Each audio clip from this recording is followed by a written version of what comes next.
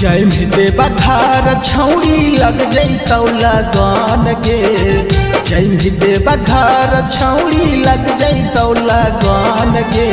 भोले बाबा पर जलवा चढ़ाई में मिलतौ सुंदर सजान गे। भोले बाबा पर जलवा चढ़ाई में मिलतौ सुंदर सजान गे। सच कहियो बतिया देव घर जइहे तू जरूर गे। सच कहियो बतिया देव घर जइहे तू जरूर गे। भोले बाबा पर जलवा चढ़ाई में मिलतौ सुंदर सजान गे। भोले बाबा पर जलवा चढ़ाई में मिलतौ सुंदर सजान गे।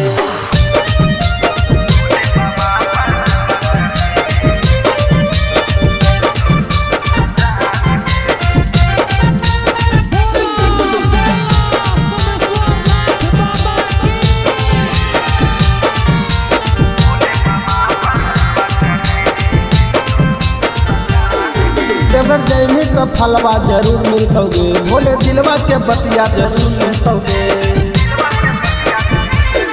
देवर जइमी तो फलवा जरूर मिलतौगे। भोले दिलवा के बतिया जरूर मिलतौगे।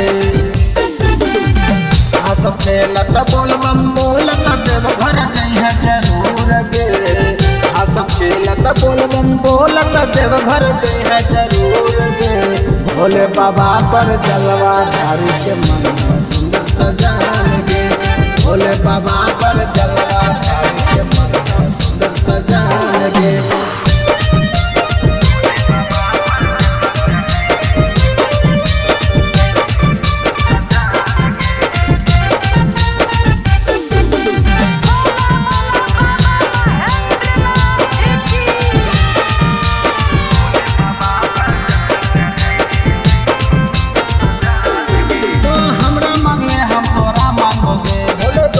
मिलन कराय देतौगे तो हमरा मांगे हम तोरा मांगोगे। भोले दोनों के मिलन कराय देतौगे। कामर में झालर लगाई देतौ महेंद्र दीपकवा गे। कामर में झालर लगाई देतौ पुलसाना पंडितवा गे। मानत के बतिया माने के छोरे मिलतौ सुंदर सजान गे। भोले बाबा पर जलवा चढ़ाई में मिलतौ सुंदर सजान गे।